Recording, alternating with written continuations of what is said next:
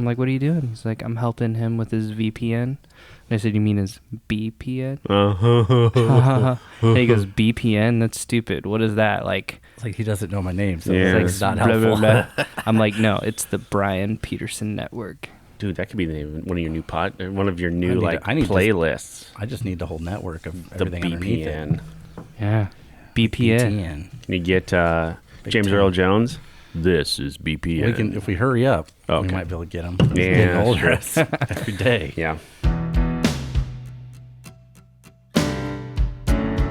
Inspired by the adventures of our nurses, therapists, and techs, A Beer with Atlas is the only healthcare traveling, craft beer drinking podcast.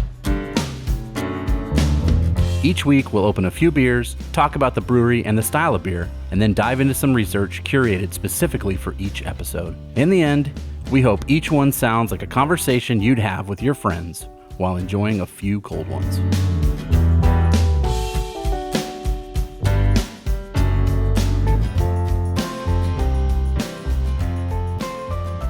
Welcome to another episode of A Beer with Atlas. I'm Rich. I'm Brian. I'm Dolan. Courtesy of Gary Darling on the brand team. He went back up home. Is that home for him up there? In South Dakota? Yeah. I mean, he's been there a while. He's lived there a while. I think home is actually Texas. Well, he was born in L.A.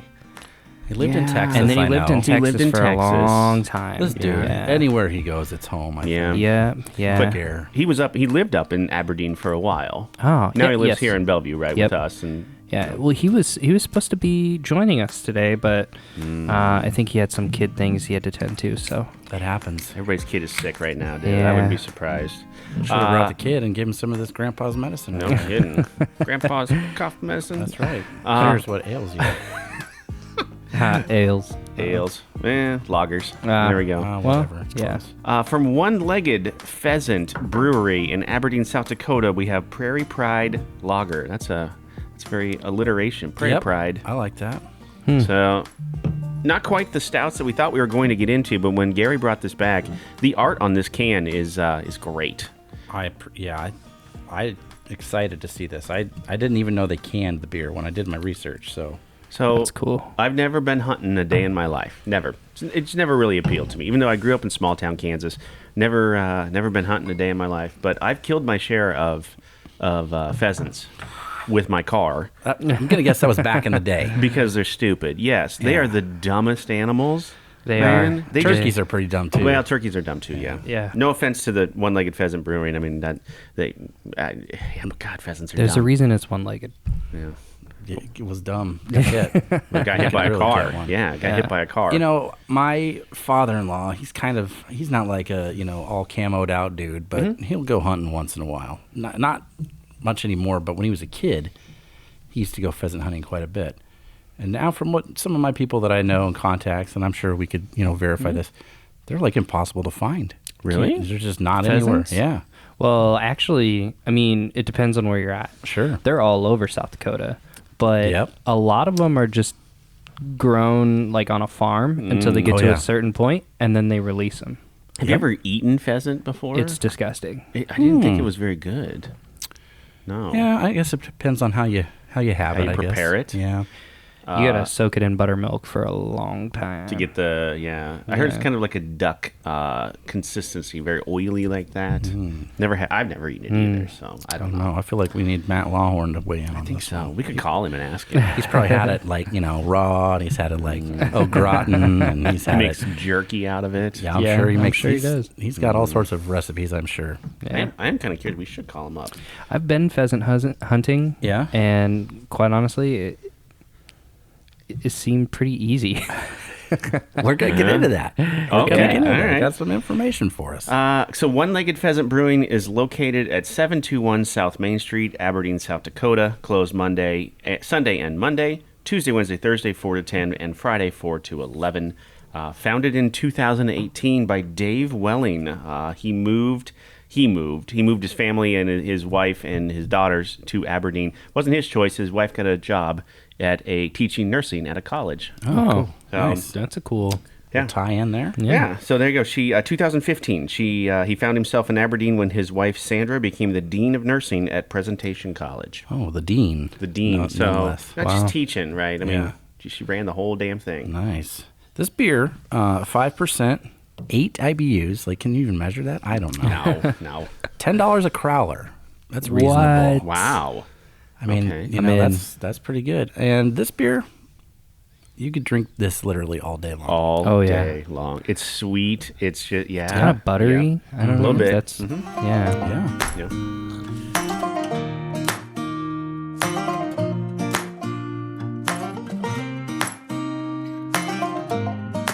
Here's some of the other beers. They call this one of their standard beers. Now, I would go with the term core.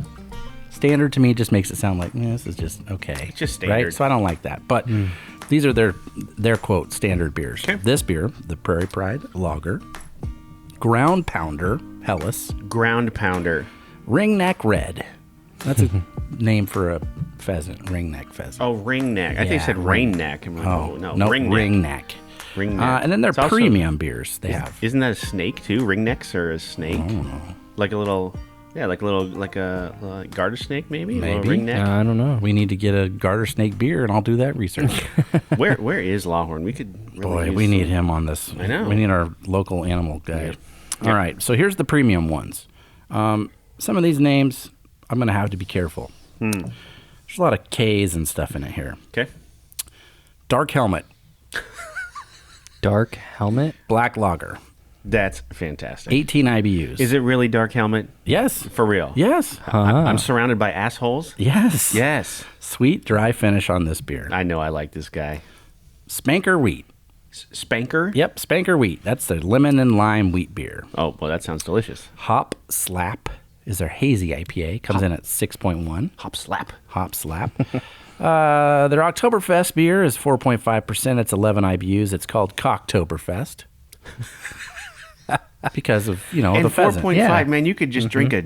Yeah, big old handle, just a gallon milk Yes. jug. Just cut the top off. Man. This one, when I was doing the research, I had to do like a triple take. It was late at night, and I was like, okay, Kilt Kicker. Nice. Killed kicker. Yes, I inverted some letters, and I was like, what did I...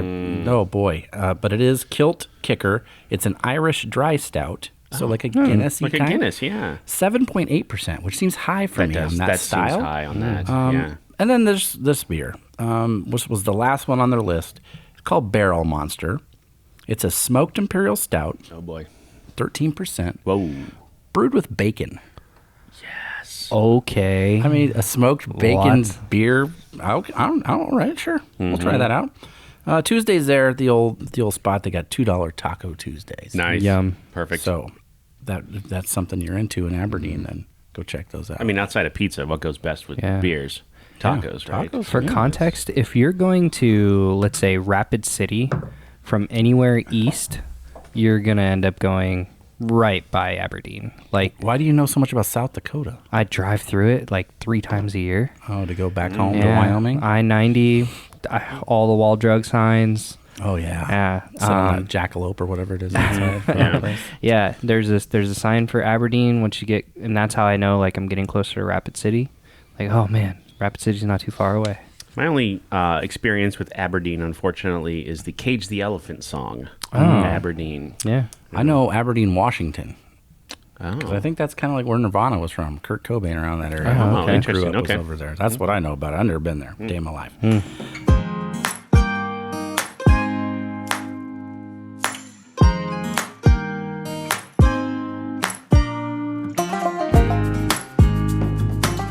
Pheasant Facts.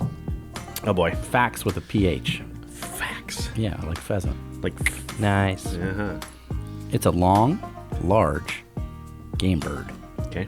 So it's got a long tail. That makes up most of the bird. Big tail, big Yeah. feathers. Yep, Yeah. and that's usually what you'll notice. There's 50 different kinds of the species of this. 50. Yes. Okay. So they're only native to one place in the world, and that's Asia. So How all did they get here? people brought them. Immigrants brought them. Whoever brought them. But Someone they were, thought these are going to be really good to hit with your car at some point. Yes, thousands of years ago. Let's bring these over. Yeah, or okay, a chariot. Might have been back then. Your buggy. All those things, because they've been around time. 2,000 years ago, they were brought to Europe for the first time. Okay.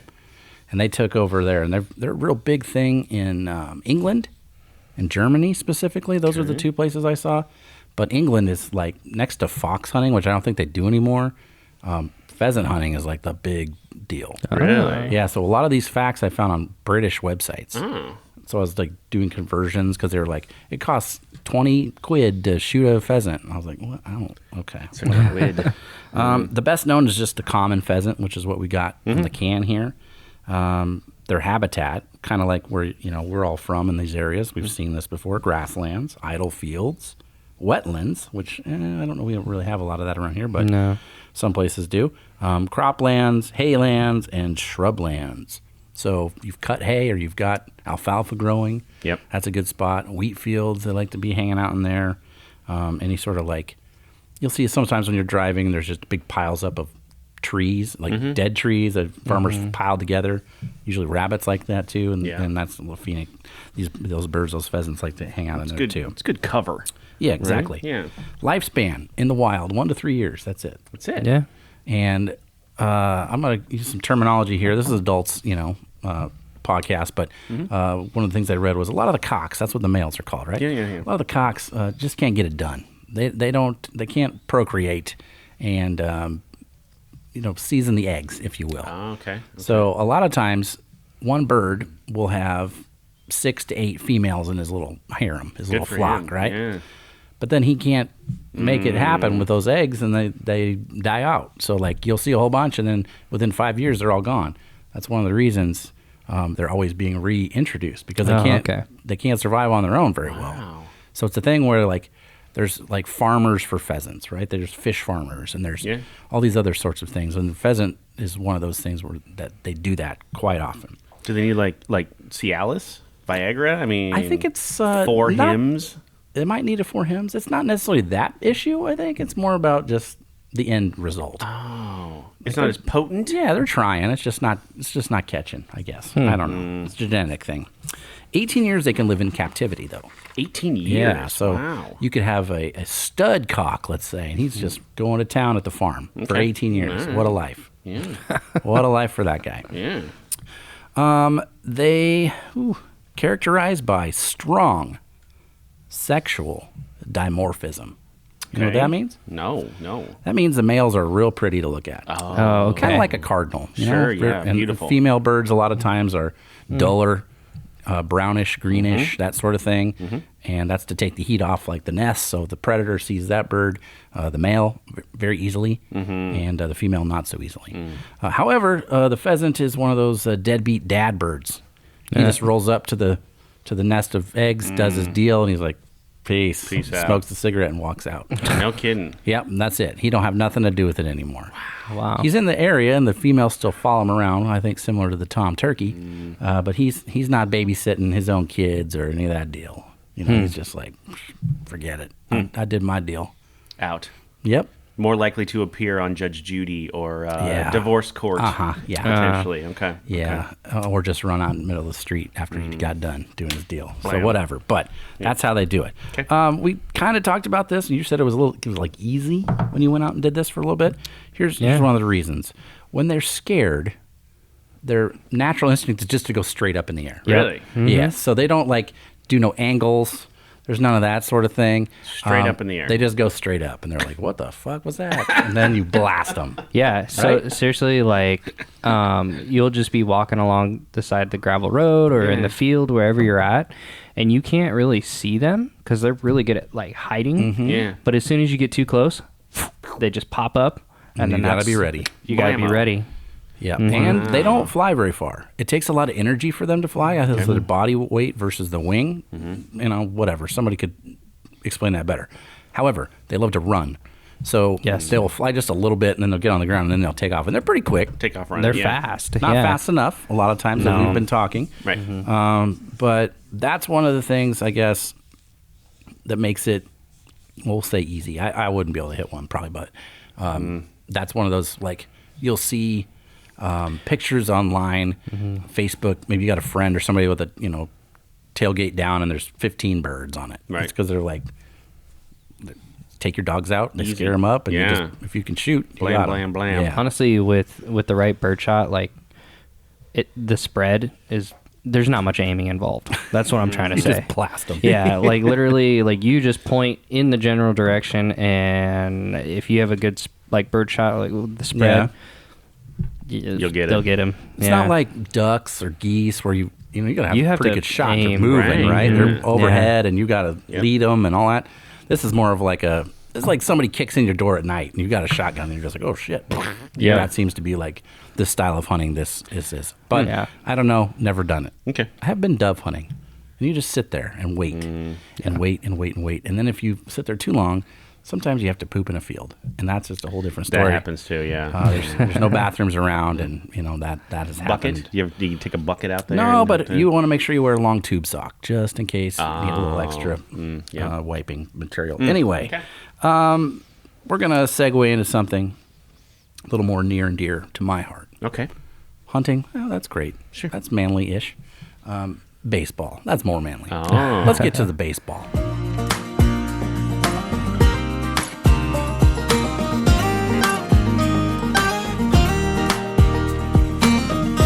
Baseball tie-in. You ready for this? I'm ready Yeah. for it, yeah. The Aberdeen Pheasants. No way. What? They were in the minor leagues Okay. from 1920 to 1971.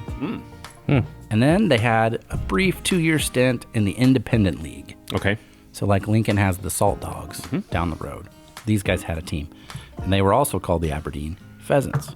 So in the 40s up until like late 50s, they were a minor league team for the St. Louis Browns. Yep. And then that team moved to Baltimore and became the Orioles.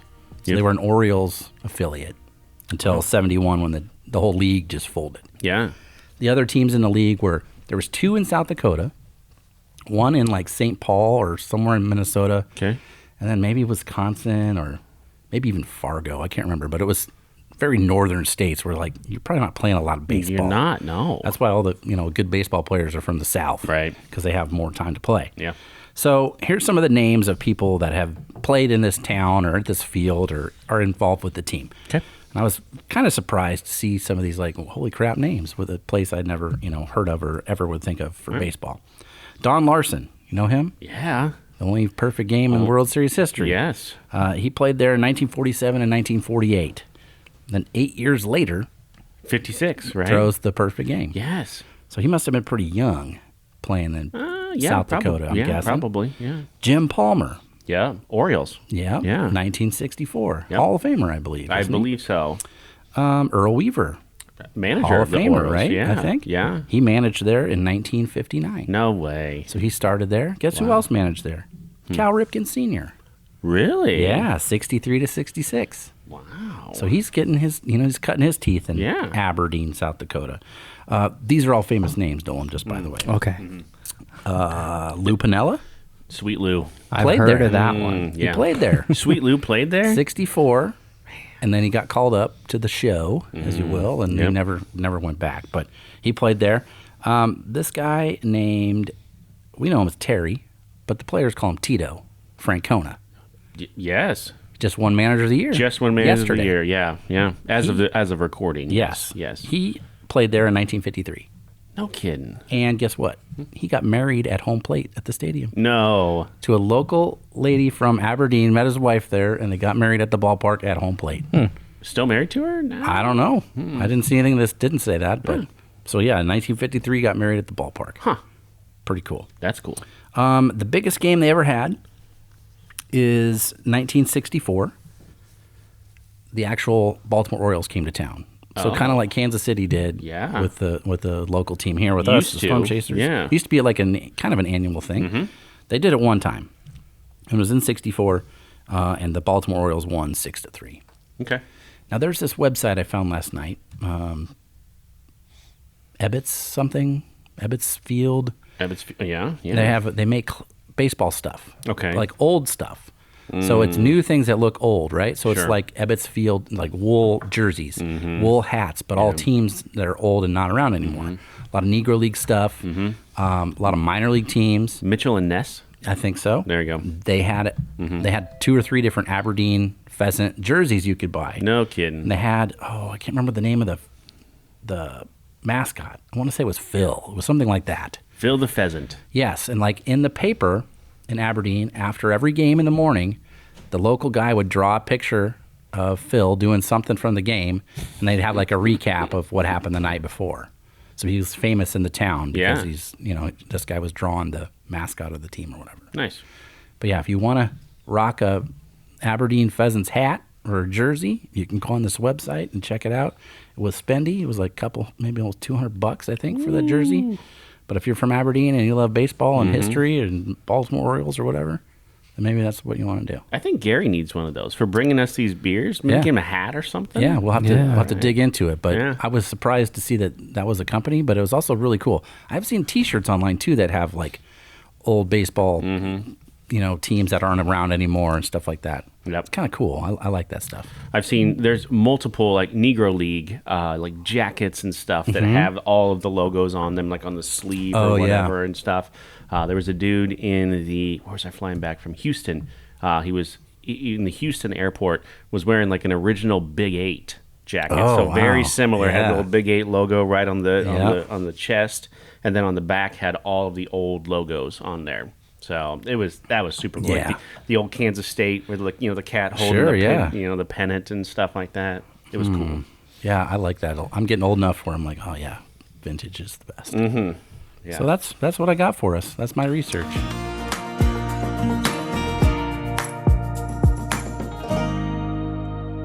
So this was One-Legged Pheasant Brewing was the first brew pub in Aberdeen in 2018. So Aberdeen they did not have a brewery in Aberdeen until 2018. Wow. That seems kind of crazy to me, but yeah. I mean, I guess Yeah. I don't know. I mean, I'm just going to go off on a limb here, and maybe small town South Dakota is not where you find the craft beer. I'm feeling it's like a Busch Light sort of scenario. Yeah. I'm guessing. The camo can. Mm-hmm. Yeah, probably something like that. Well, I told this story before.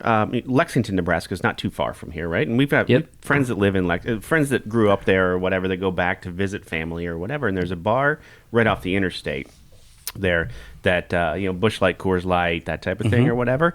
They also have one of the taps is Fairy Nectar. Oh. Last time he went in there, he stopped, and most of the dudes in there, all the old guys in there, were drinking Fairy Nectar. Wow. That's cool. Yeah. One beer at a time. Yeah. Something's tickly. Better have another drink. Better have another. Better finish that off. There you go. Ooh, it's making my eye water. So the main ingredient in beer is water, obviously, right? Yeah. That's true. Okay. So it surprises some customers that Dave uses Aberdeen water. So maybe the water in Aberdeen isn't the cleanest. Okay. Maybe, I don't know. But he said those people keep coming back for more. He admits he couldn't brew without Aberdeen water. Now it's filtered. They do the whole process and everything else.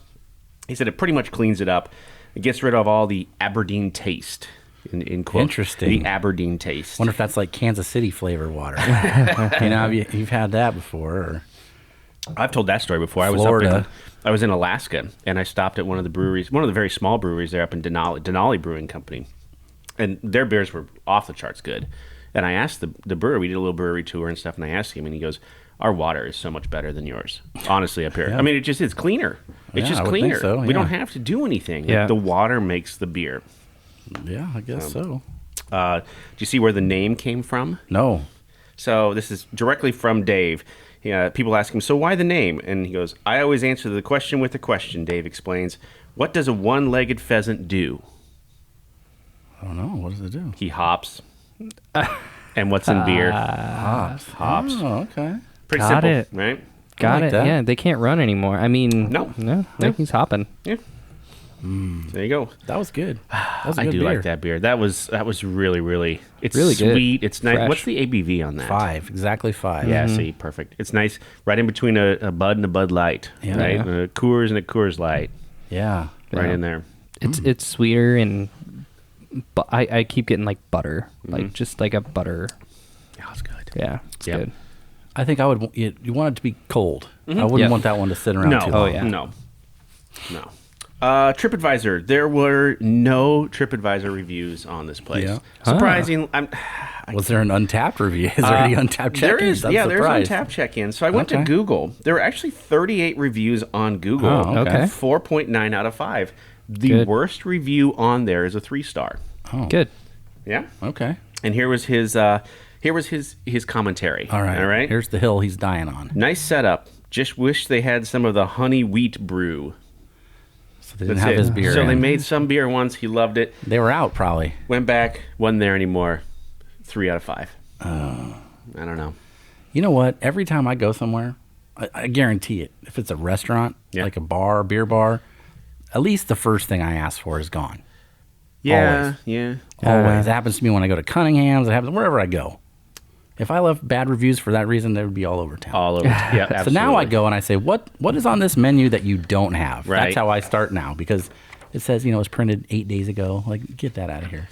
If they don't have Untapped on their thing, just tell me what you don't have so I can just go ahead and cross that off. But that's why I love the QR code, right? Yeah. It is so much easier to update.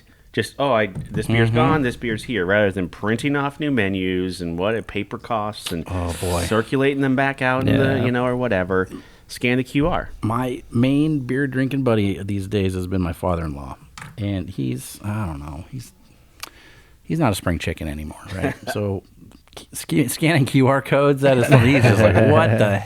Just tell me what beers you have. Sure. You're like, well, the code's on the table. You're like, he's like about ready to walk out. I'm like, calm down. He does have the scanner code on the phone now. Yeah. I have helped him install that, and Yeah. once it works the right way, he's pretty happy with it. But boy, there's a lot of pushback. Old dog, new tricks, That's right? right. Can't I just walk into a bar and order a beer? I got to look at the computer look on at my the phone and blah, blah. Yeah, whatever. What's on the computer? Then he likes it. Then he likes it once we get the beers. And I it's gotta look okay. at the computer on my phone. I'm telling you, dude. I'm telling you. Untapped, 130 check-ins on this beer. It's more than I thought, That is- honestly. yeah. More than I thought. I was expecting like 80. Well, I mean, it's canned, obviously. I mean, they're printing the labels right there. And I It's- didn't see anything on their website about canned No. to go or anything like that. So you think they sell them around the area at stores? I would and highly stuff? doubt I it. mean, I don't know. We'd have to Just ask for the Gary. picture I saw, Yeah. it looks so small. The tap room. Yeah. It was in a old. Let's see, I thought I wrote Was it this old down. building? Yeah, it was an old Diamond Vogel paint store. Okay. So it had enough room, and if you look at it, like there's a picture of it. Yeah. It looks like they just took the awning that used to say Diamond Vogel And they just painted put it their on the top. logo right over the Yeah, top heck of yeah. it or whatever. There you Whatever. go. Do what you got to do. That's right. Did you see the picture on their site? I'm thinking it was the same one. It was like a karaoke or trivia guy standing there. He's like, ooh, He's yeah, like yeah. kind of dancing a little bit. And they're like right next to the fermenters or whatever. It's like there's all right in the brewery. Like, Sure. there's not a specific room, and it looked like it was just they carved out a spot and put some tables in there. If this is the only place to go in Aberdeen for beers like that, Yeah. I'm going there. I want to try that bacon stout. That bacon 13%er, stout. man. Let's do it. Yeah. On tap, 130 check-ins. Where do you think we land on the Prairie Pride Lager? I'm going 387. I feel like it's the only show in town. If you have Untapped, you're just like, I can't wait to use this. I'm going to say 4.06. 3.96. Oh. So getting close, Right right? in the middle, Almost a yeah. 4-pointer. We're almost always in the middle. Yeah. Oh, yeah, for the most part. And I'm always usually higher, and you're a little lower, and that's true life. I guess. typical, yeah. I looked at my Untapped the other day, and my average rating out of thousands of beers is 3.91. Wow. Really? Yeah. I'd have to. Mine's like 3.5-ish, somewhere in there. I got bad at Untapped again. Like it Oh, just no. stopped. Yeah, I you kind know? of did too. You know Now- what? I forgot to do the last batch of episodes, so I'm gonna have to pop on there today. I'm thinking I haven't done the last like 20 episodes. Oh no, Yeah. Dolan. I do it when I'm on like a trip. You Yeah. know, I'm really good at that, but like I'm just not good Here, at. you don't even have your Yeah. phone out. No, Can't I do don't. it here. Yeah. Oh my goodness. Oh, I like well. it. My son likes it too because they have the Untapped at Oh, the, yeah. at On the the bottom on screen. the screen. Yeah. You see a little picture, a little memoji of me or whatever. I don't even know what it's called. The little Oh, the Bitmoji. the Bitmoji. Yeah, with there me you go. with the beer glass or whatever. Yeah. And I think mine still has a Natter Days picture. I think it might. Mine and my wife at a 4th of July parade. So I got like the American flag button up or whatever. Nice. So I'm like, hey. It says a lot about you what you Yeah. choose for your Untapped picture. Okay, so Dolan, where are we at in the schedule? Next week, are we doing the stout? Are we doing the tribute to Rambo next week? We are. Okay. Yeah, the Fremont Stout. And then Yeah. I think we've got a couple Christmas more after beers? that. Christmas beer. Yeah. I think we're only doing one this year. Maybe two. Oh, okay. Yeah. I saw one back in the fridge. I'm going to ask you about it later because Oh, that's fine. that one looks maybe a bonus beer. I don't know. Oh, okay. If it's the one you think of, it's old. It's from like Oh, is 21. it? We can still try to drink it. It's We an could try IPA, it. yeah. We'll drink it. Okay. We did the ice trick with Shiner. Yeah. The Shiner Holiday. How did it We work? did it over at Cunningham's. Now he's doing it for everybody that orders that beer at Cunningham's. Really? Yeah. Wow. Yeah, Brian's doing it. You're welcome. Boom. It's it changes the beer completely. Yeah. Wow, it's so bizarre. It's the for those of you listening, that's the Shiner Holiday Cheer. The pecan and Yeah. peach. Yeah. The peach one. Yeah. Yeah. If you get it, like they distribute everywhere, right? Yeah, Always I Shiner's think so. thing everywhere. So anywhere you can find that, try it, and then get a glass full of ice, and then pour that over and Yeah. try it that way. completely Do it at the different. same time. Yeah. Pour Yeah. one and then do the other. Get yourself There you two go. bottles. Have two Yeah. beers. Yeah. There you go. Why not? Perfect. There you go. So until then, we're not going anywhere for a while. Let's have another beer. Thank you for listening to A Beer with Atlas. Special thanks to our brand team for producing the show. Each episode of A Beer with Atlas is powered by Atlas MedStaff, an industry leader in travel healthcare staffing.